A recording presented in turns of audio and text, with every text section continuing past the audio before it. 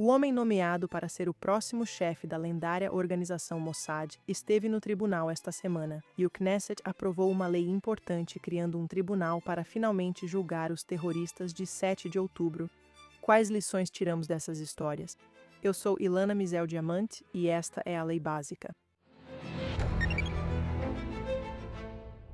Semana intensa em notícias jurídicas e políticas. O Knesset iniciou sua última sessão do mandato e a Suprema Corte analisou casos importantes sobre segurança de Israel e políticas sociais.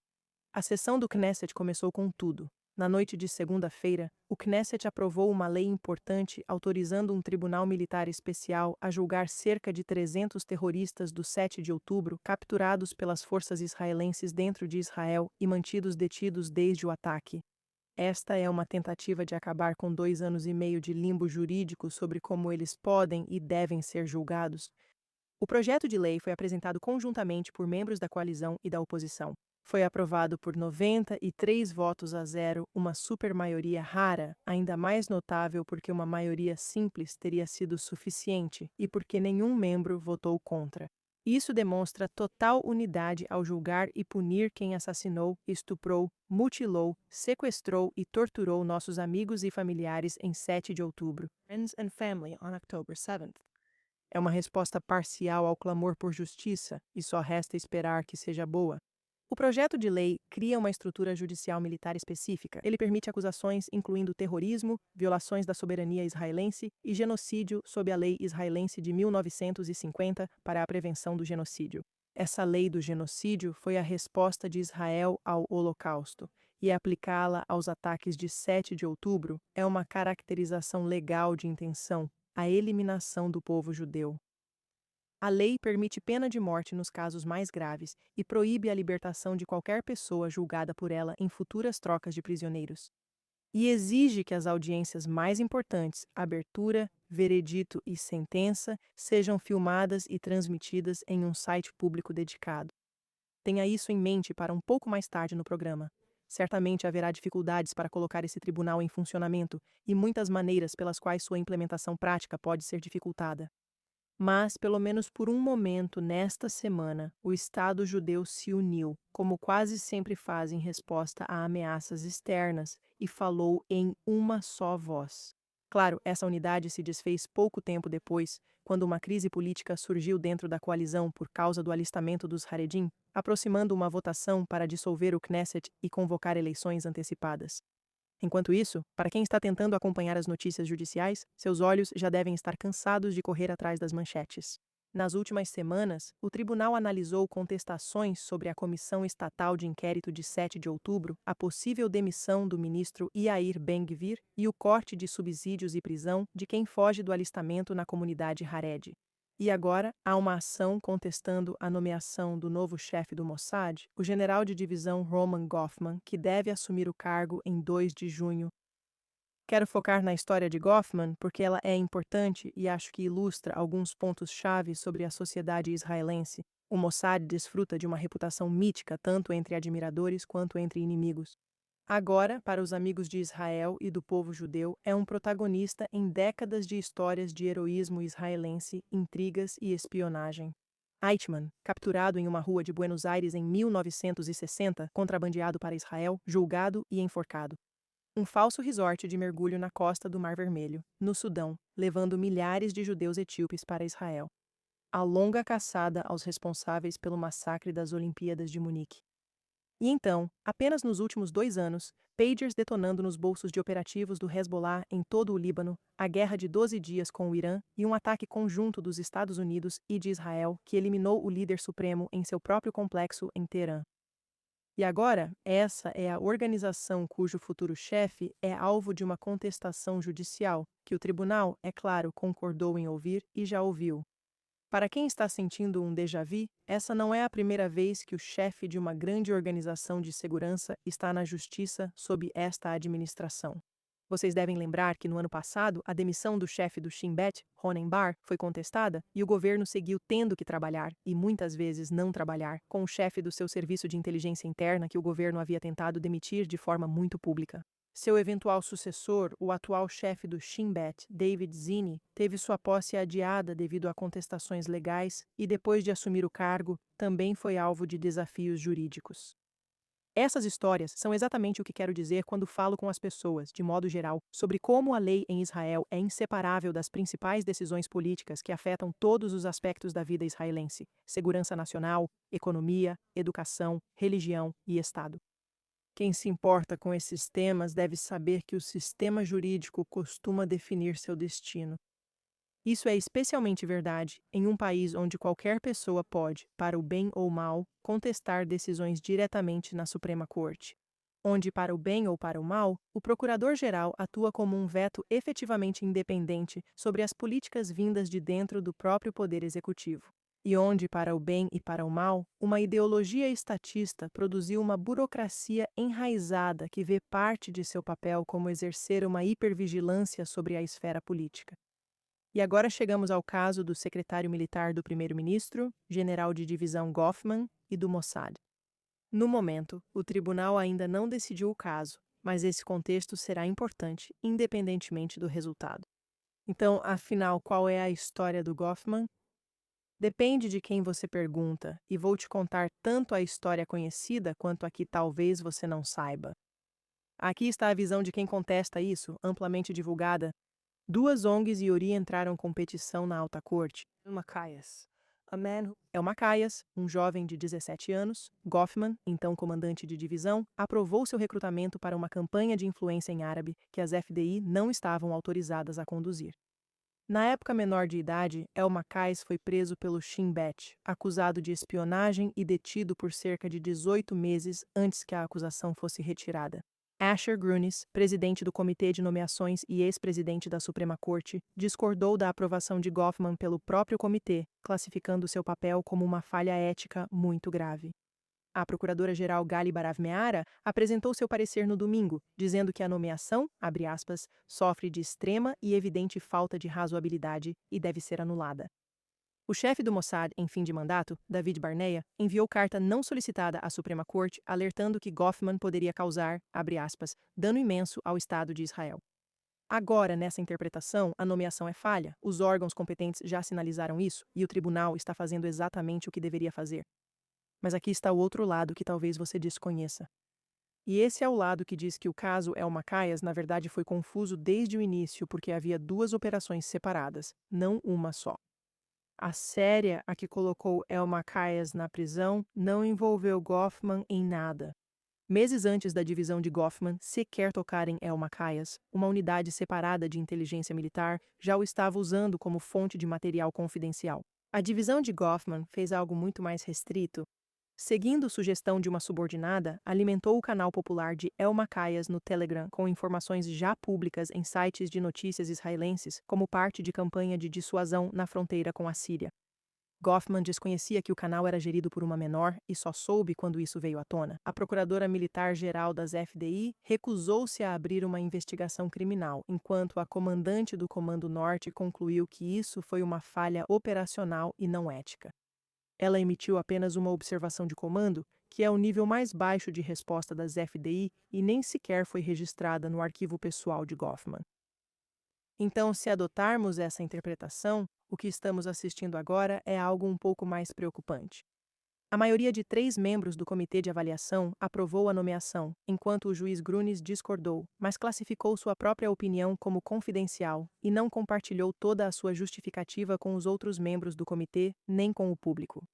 A procuradora-geral então se recusou a representar o primeiro-ministro no tribunal, deixou passar o próprio prazo por 2 dias e adotou a posição do presidente dissidente contra a maioria. Enquanto isso, relatos sugerem que o chefe do Mossad que está deixando o cargo, que não é um funcionário eleito, fez uma campanha contra seu sucessor designado, junto ao primeiro-ministro, ao comitê, à procuradora-geral e depois por meio de uma carta confidencial ao tribunal.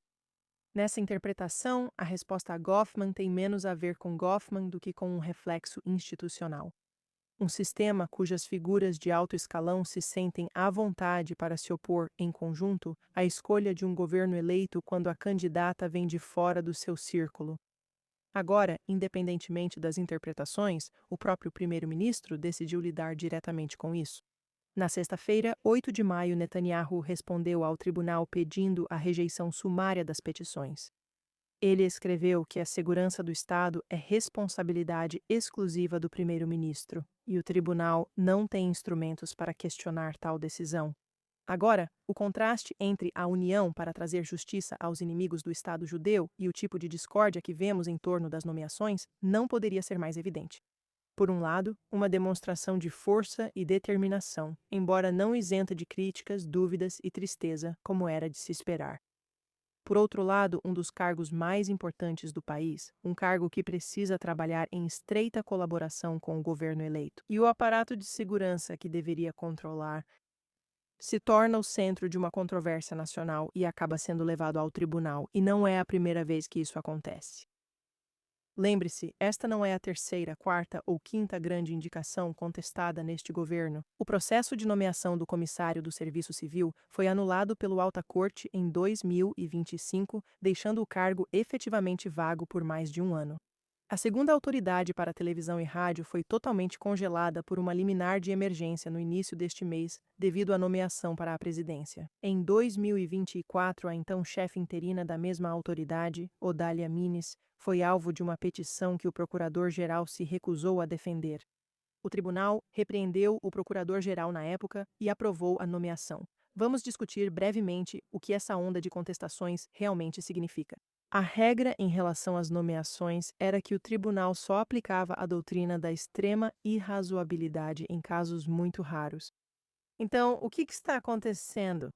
Será que toda nomeação feita por este governo é realmente tão falha a ponto de exigir demissão por motivos legais? Talvez alguns pensem assim, mas é uma resposta improvável porque o próprio tribunal acabou aprovando a nomeação de Zini para o Shin Bet e a nomeação de Mines para o cargo interino dela.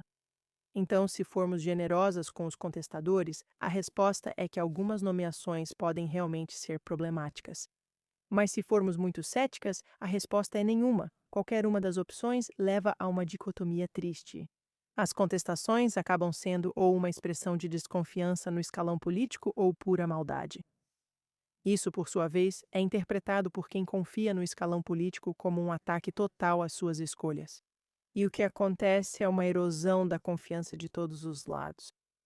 Agora, os números confirmam essa teoria. Segundo o Instituto para a Liberdade e Responsabilidade da Universidade Reichmann, 17% confiam no governo e 11% no Knesset.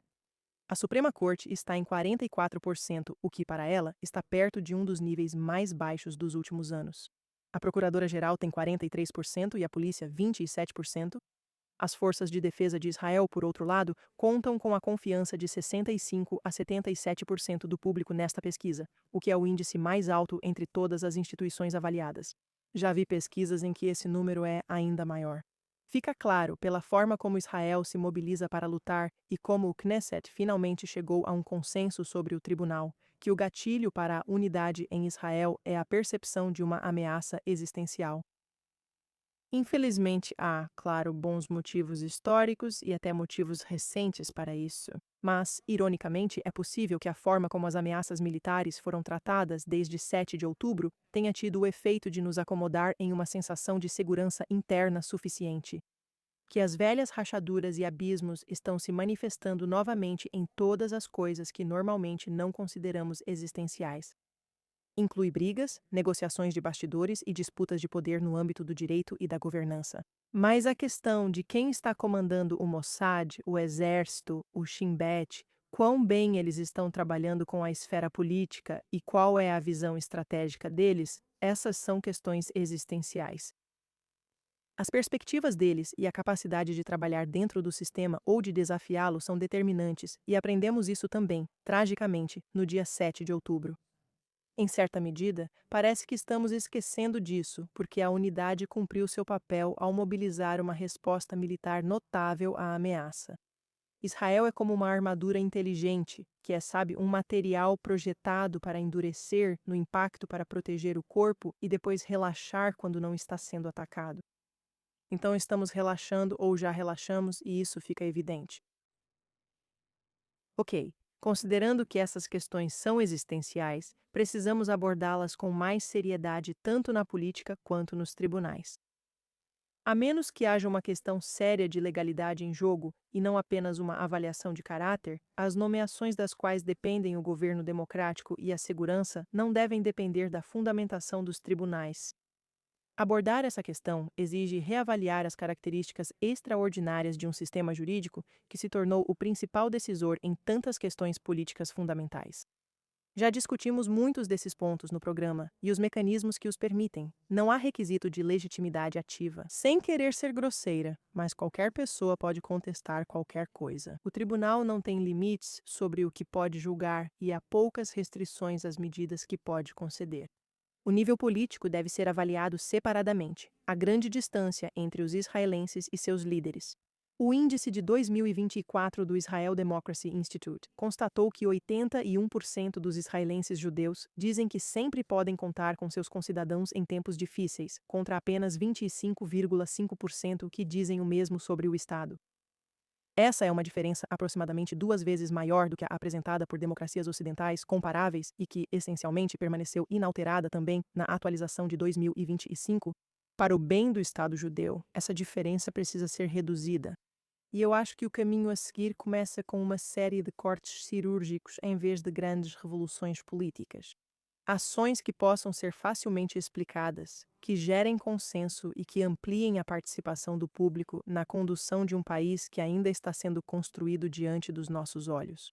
Então vamos falar sobre a situação atual, por exemplo. O instinto por trás do sistema atual de nomeações é compreensível. Candidatos a altos cargos exigem análise rigorosa e um Estado que ainda define a distribuição de poder tem razões para querer mecanismos que protejam o serviço público da captura política. Esse instinto é o principal argumento para um sistema jurídico que se coloca em oposição ao poder político. Mas esse instinto poderia muito bem ser usado para justificar procedimentos com maior participação pública, mais transparência e menos restrições. E aqui, de uma forma meio poética, talvez haja algo mais a ser aprendido com o impulso por trás da lei aprovada justamente esta semana, a 930, que convida o público a acompanhar os julgamentos dos terroristas de 7 de outubro e pelo menos oferece aos cidadãos uma visão do funcionamento de um dos passos mais significativos rumo a um desfecho após aquele dia terrível. Há diversas formas de aumentar a transparência nos processos políticos israelenses. Mencionarei apenas 2 que conheço. A ideia de um papel parlamentar relevante em nomeações de alto escalão surge frequentemente no discurso político israelense. Essa ideia se inspira nas audiências de confirmação do Senado dos Estados Unidos criadas para testar publicamente a qualidade das nomeações de alto escalão. Uma segunda abordagem é tão sociológica quanto política. A chefe do Comitê de Nomeações de Alto Escalão, nomeada pelo governo, é uma juíza emérita da Suprema Corte. Sempre. A premissa é que essas figuras estão em uma posição única para julgar o que se chama Torah Hamidot, a pureza dos valores pessoais e da conduta de alguém. Essa mesma premissa coloca ex-juízes à frente dos comitês que escolhem os chefes dos bancos e das organizações de saúde, e uma juíza atual da Suprema Corte no topo do Comitê Central de Eleições.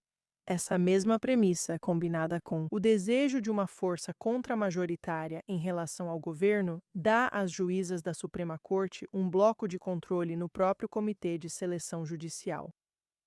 Mas um problema mais sutil é que isso limita a liderança desses comitês tão importantes a um pequeno grupo de pessoas cuja autoridade em suas carreiras depende do isolamento em relação ao público. Essa distância é justamente para fortalecer as juízas em seu papel jurídico.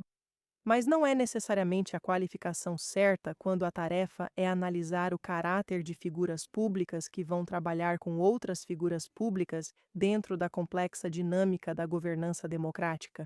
Um problema ainda mais profundo é a suposição de que a formação jurídica confere um monopólio sobre a avaliação da aptidão moral, como se a razoabilidade fosse uma constante científica e não um julgamento de valor subjetivo. Provavelmente há uma lista interminável de pequenas, porém impactantes, mudanças na lei e governança israelense que não exigem o esforço mais difícil de criar consenso para uma grande mudança sistêmica. E minha esperança é que passos menores, se forem elaborados e implementados, nos preparem para uma conversa maior.